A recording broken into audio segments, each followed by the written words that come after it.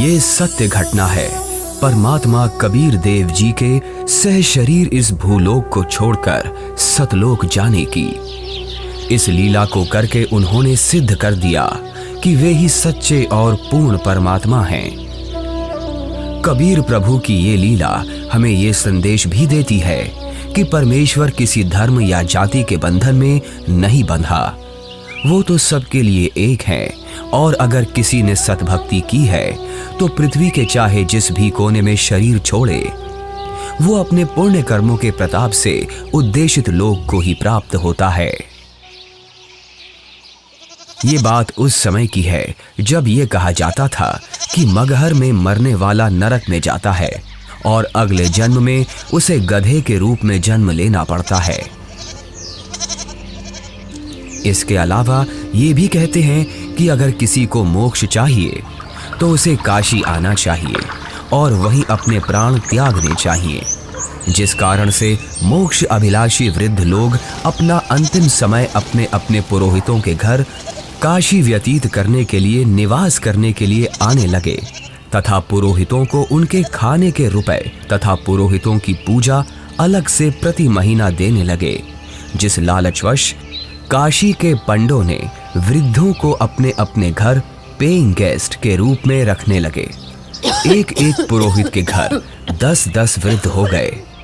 कोई रोगी तो कोई अन्य परेशानी से ग्रस्त होने लगे तो उन लालची पंडों ने मीटिंग करके षड्यंत्र के तहत वृद्धों को मारने के लिए गंगा दरिया के किनारे एक करोंत यानी आरा लगाया।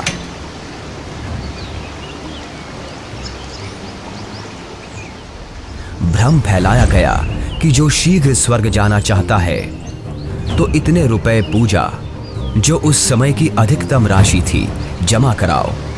श्रद्धालुओं ने वृद्धावस्था के दुख से छुटकारा पाने के लिए तथा स्वर्ग जाने की भावना से वह महंगी फीस भी देने लगे। उन पंडों ने आदमियों का आरे से गर्दन काटने का पाप सिर पर ले लिया।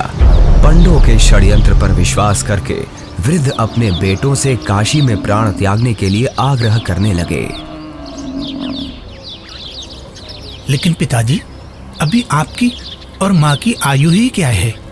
अभी तो आपको अपने पोतों का ब्याह देखना है, उनकी संतानों को अपनी गोद में खिलाना है।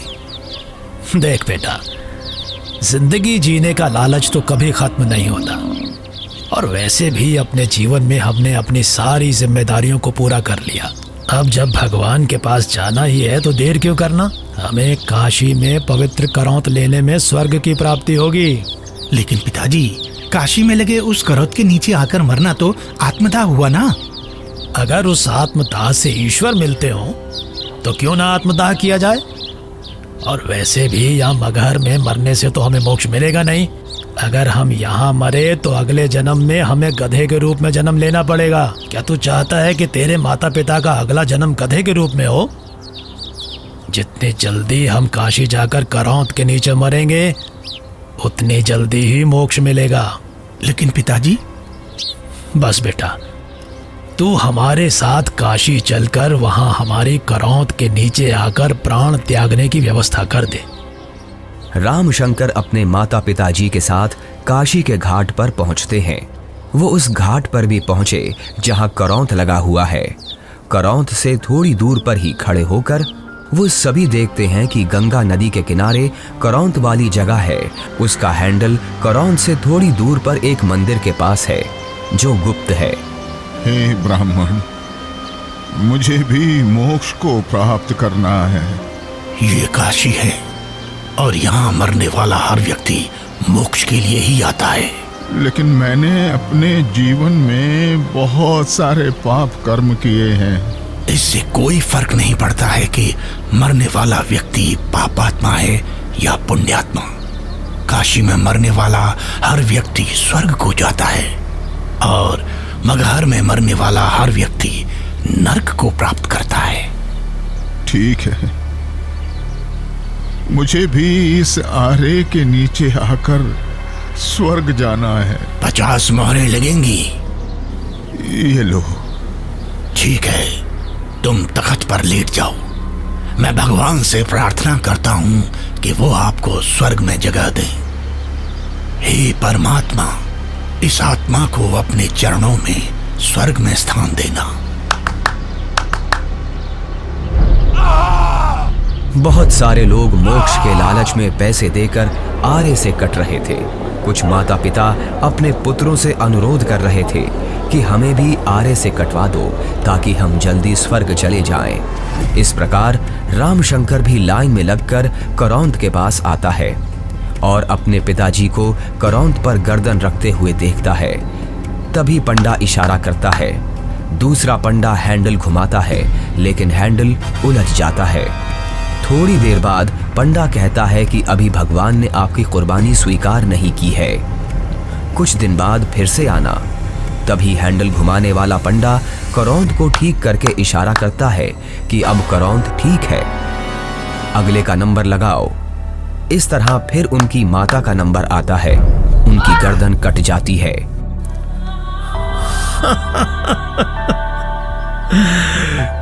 कितना भागा हूं मैं कि भगवान ने मेरी कुर्बानी स्वीकार नहीं की।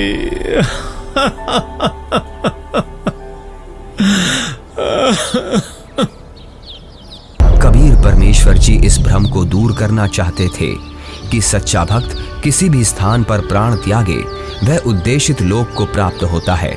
सत्य कर्मों, पुण्य कर्मों को करने वाला व्यक्ति, सत्य साधना करने वाला व्यक्ति संसार के चाहे जिस कोने में भी शरीर छोड़े और चाहे जैसे छोड़े, वो अपने पुण्य कर्मों के प्रताप से ईश्वर के पास चला जाता है, नरक नहीं जाता। लेकिन दुष्कर्मों को करने वाला इंसान चाहे जहां भी मरे, चाहे काशी हो चाहे मगहर, उसे नरक की ही प्राप्ति होती है। सतलोक को प्राप्त करने के लिए पुण्य कर्म जरूरी हैं, ना कि काशी क्रोध के नीचे मरना। कबीर जी क्षमा कीजिए, लेकिन हम इस बात से सहमत नहीं हैं। ये पुण्य कर्मों को करने वाला व्यक्ति चाहे काशी में मरे या मगहर मरे, उसे स्वर्ग की ही प्राप्ति होगी। सत्य ये है कि अगर कोई भी व्यक्ति काशी में मरता है तो वो चाहे पुण्यकर्मी व्यक्ति हो या पापकर्मी, उसे स्वर्ग की ही प्राप्ति होगी। और अगर कोई व्यक्ति मगहर में मरता है तो वो चाहे पुण्यकर्मी हो या पापकर्मी, उसे नरक की ही प्राप्ति होगी। और इतना ही नहीं, मगहर में मरने वाला अगले जन्म में गधे के रूप में ही जन्म लेगा, ये भी निश्चित है। उस व्यक्ति को भी स्वर्ग की प्राप्ति नहीं होगी।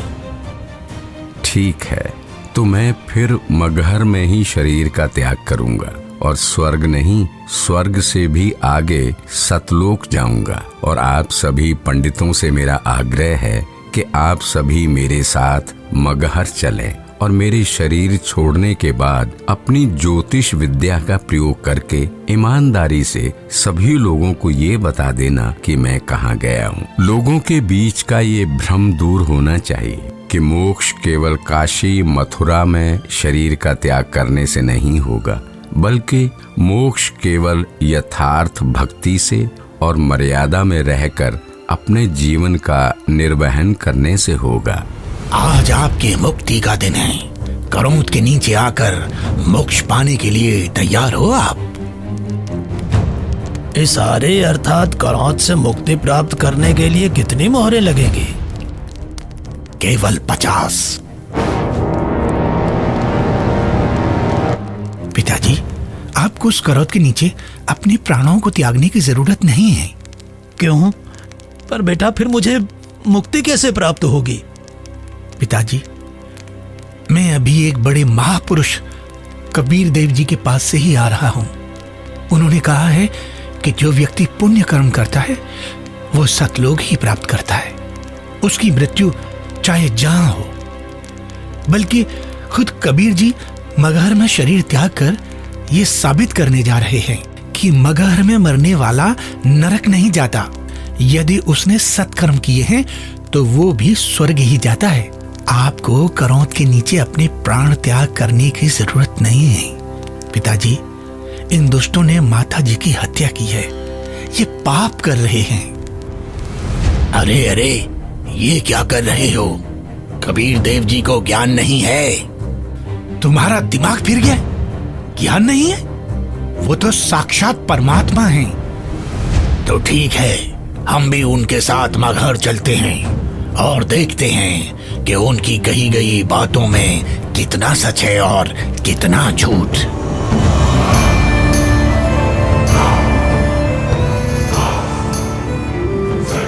वीर देव सिंह बघेल जी की जय। महाराज, हमें ज्ञात हुआ है कि कबीर देव जी अपने शरीर का त्याग करने के लिए मगहर जा रहे हैं, लेकिन हमने सुना है कि मगहर में जो भी अपने शरीर का त्याग करता है उसे कभी स्वर्ग की प्राप्ति नहीं होती है। कबीर देव जी तो साक्षात परमेश्वर हैं और वो शरीर का त्याग चाहे जहां करें। ये मगहर में प्राणों को त्यागने की लीला वो इसलिए कर रहे हैं जिससे जनमानस को ये संदेश दिया जा सके कि आपको स्वर्ग की प्राप्ति होगी या नहीं, ये आपके पुण्य कर्मों पर निर्भर करता है, न कि मरण के स्थान पर। हमें कबीर देव जी के साथ जाना चाहिए। हाँ, हमें सिर्फ जाना ही नहीं है, अपितु कबीर देव जी के शरीर त्याग देने के बाद हमें उनके शरीर की रक्षा भी करनी है, जिससे उनका हिंदू धर्म विधि से अंतिम संस्कार किया जा सके। क्योंकि अगर हमने उनके शरीर की रक्षा नहीं की तो वो मुस्लिम उनके पार्थिव शरीर पर कब्जा करके उन्हें दफना देंगे। परमात्मा कबीर देव जी केवल हम हिंदुओं के भगवान हैं, उन मलेच्छ मुस्लिमों के नहीं। इसलिए हम आपको आदेश देते हैं, तुरंत ही सेना को हमारे साथ चलने को तैयार किया जाए। कबीर देव जी मगहर के लिए प्रस्थान करते हैं। वो नदी के किनारे से होकर गुजरते हैं, जंगल से गुजरते हैं। दिखता है कि उनके पीछे काफी सारे भक्त भी जा रहे हैं। कबीर प्रभु के साथ हिंदू और मुसलमान दोनों धर्मों को मानने वाले भक्त हैं। काशी के करौंत का समर्थन करने वाले पंडे हैं, विद्वान पंडित जिनके साथ सालिक राम भगवान की मूर्ति है, और बड़े बड़े टीका चंदन लगाने वाले पंडित जिनके साथ काफी सारी पुस्तकें हैं, वो भी कबीर प्रभु के साथ हैं। रामशंकर और उसके पिता भी कबीर प्रभु के साथ हैं। तभी उनके पीछे वीर देव सिंह की सेना भी आ जाती है। वीर देव सिंह कबीर देव जी को प्रणाम करते हैं। कबीर प्रभु के पीछे काफी सारे भक्त और सेना भी चल रही है। कबीर प्रभु चलते रहते हैं और जो भी कबीर प्रभु को जाते हुए देखता है उनके पीछे चल देता है।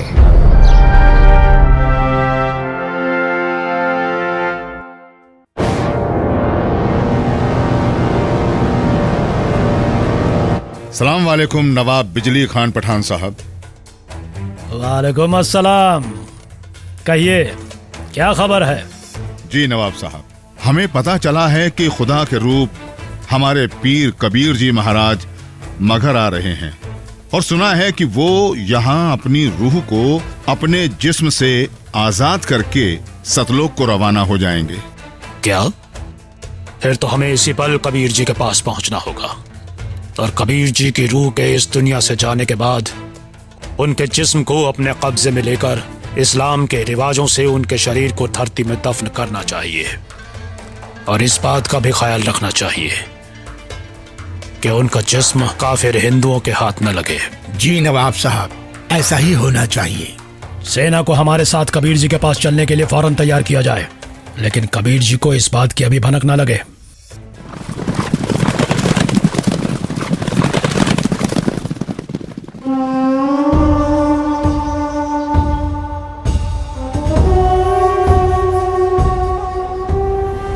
लगता है कबीर जी के जिस्म को पाने के लिए काशी नरेश वीर देव सिंह भी अपनी सेना लेकर आया है, लेकिन हमें किसी भी हालत में इन हिंदू काफिरों को कबीर जी के जिस्म को पाने नहीं देना है। आपके आने का मकसद हमें पता चल गया। पीर जी, बिजली खान आपकी क्या खिदमत कर सकता है? मैं अपना शरीर त्याग करने से पहले स्नान करना चाहता हूँ। जी, हम अभी आपके नहाने के लिए साफ पानी की व्यवस्था करते हैं। नहीं, मैं किसी बहते पानी के दरिया में स्नान करूंगा। बिजली खान। पीर जी, यहाँ एक दरिया बहता था जिसका नाम आमी नदी था, लेकिन पीर जी, शंकर भगवान के श्राप के कारण उसका पानी अब एकदम सूख चुका है। चलो दिखाओ मुझे वो आमी नदी कहाँ है। जी पीर जी, चलिए। कबीर देव जी, वीर देव सिंह, बिजली खान और उनके सेना और बाकी के भक्त उस आमी नदी के पास पहुंच गए। कबीर देव जी ने उस सूखी हुई नदी को देखा।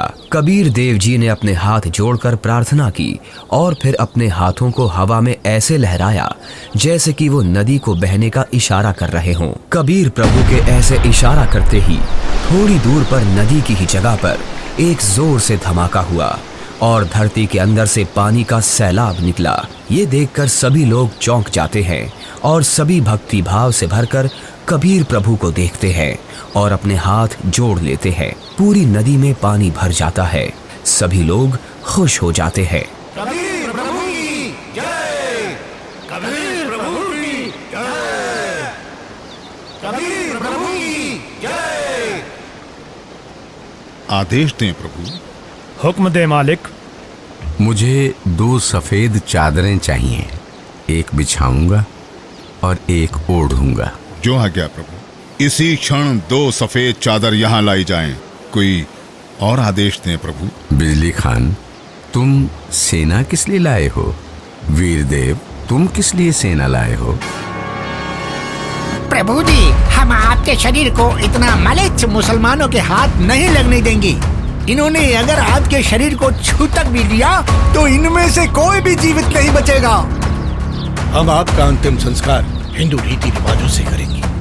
तो हमने भी चूड़ियां नहीं पहन रखी हैं। हम भी अपने अल्लाह के स्वरूप पीर कबीर जी का जिस्म हिंदू काफिरों को नहीं देंगे और इस्लामी तरीके से पीर जी का शरीर को दफन करेंगे। और अगर ऐसा नहीं हुआ तो इसका अंजाम बहुत बुरा होगा। हम वीर देव की सेना से युद्ध करके आपका शरीर प्राप्त करेंगे, लेकिन अंतिम संस्कार हम मुस्लिम तरीके से ही करेंगे। मुझे नहीं पता था कि तुम सब मेरी शिक्षाओं को इतना ही समझ पाए हो। 120 साल हो गए मुझे तुम सब लोगों को समझाते हुए, फिर भी इतना ही समझ पाए हो। मुझे इतना ही जाना है तुम सब ने। आज भी तुम एक ना होकर हिंदू मुसलमान बनकर अलग अलग खड़े हो। मेरी चेतावनी है, अगर तुम लोगों ने आपस में झगड़ा किया तो ठीक नहीं होगा। तुम दोनों एक ही परमात्मा की संतान हो। तुम दोनों अलग अलग ना होकर एक ही हो। हम सबको एक साथ रहना है। मेरे सतलोक गमन के बाद इन चादरों में तुम्हें मेरा शरीर नहीं मिलेगा। एक चादर तुम हिंदू ले लेना और एक चादर तुम मुसलमान, और इन चादरों में जो भी चीज मिले उसे आपस में आधा आधा बांट लेना। आपस में लड़ाई नहीं करना, नहीं तो गृह युद्ध छिड़ जाएगा। मेरे जाने के बाद आपस में झगड़ना मत, ये मेरा आदेश भी है और विनती भी। कबीर प्रभु का शरीर मैं किसी को नहीं दूंगा। कबीर प्रभु के जिस्म को छोड़ने के बाद मैं इनके शरीर को अपने कब्जे में लेकर ही रहूंगा। अब मैं चलता हूं।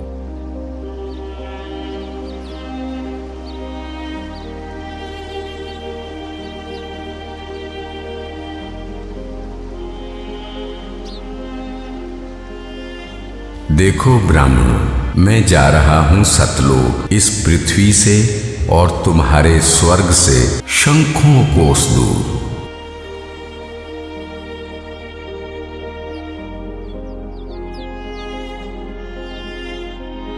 उठा लो पर्दा, इसमें नहीं है मुर्दा, इस चादर को उठाओ। जैसे ही वीर देव और बिजली खान दौड़कर वो चादर उठाते हैं तो कबीर देव जी की जगह उनके ही वजन के बराबर शरीर के आकार के सुगंधित फूल, गुलाब, गेंदा, गुड़हल आदि रखे हुए हैं। ये देखकर सभी लोग चौंक जाते हैं। सभी लोग हाथ जोड़ लेते हैं। अब वीर देव की आंखों से आंसू निकलते हैं। बिजली खान की आंखें भी नम होती हैं। दोनों एक दूसरे को देखते हैं और आपस में एक दूसरे को गले लगाकर रोने लगते हैं। दोनों सेनाओं के सिपाही भी एक दूसरे को देखते हैं। वहां खड़े ब्राह्मण लोगों की भी आंखों से आंसू गिरने लगते हैं। रामशंकर और उसके पिता के भी आंसू गिरते हैं। सभी लोग एक साथ कबीर देव जी के नाम का नारा लगाने लगते हैं। कबीर प्रभु की जय, कबीर प्रभु की जय।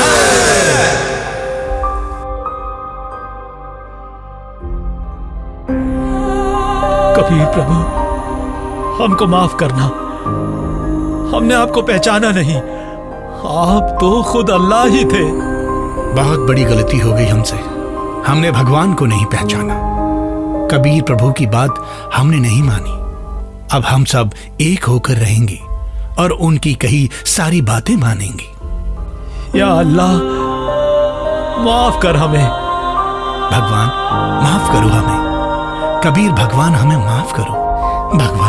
भगवान हमें माफ करो। फिर हिंदू और मुसलमानों ने आपस में वो फूल बांट लिए और मगहर में ही कबीर प्रभु की याद में 2 अलग अलग स्थानों का निर्माण किया। और फिर उन्हीं में से कुछ फूल लाकर वीर देव सिंह ने काशी में चौरा का भी कबीर प्रभु जी के स्थान का निर्माण किया। उसे कबीर चौरा नाम से जाना जाता है। वहां पर कबीर पंथ का बहुत बड़ा आश्रम बना है। कबीर प्रभु जी ही सच्चे और पूर्ण परमात्मा हैं, जिन्होंने हम सबको रंग भेद, जाति धर्म भेद आदि के आधार पर ना बंटकर एकजुट रहना सिखाया। परमात्मा एक विशेष जाति या समूह का नहीं होता। परमात्मा तो सबका एक है, जिसका नाम कबीर देव है।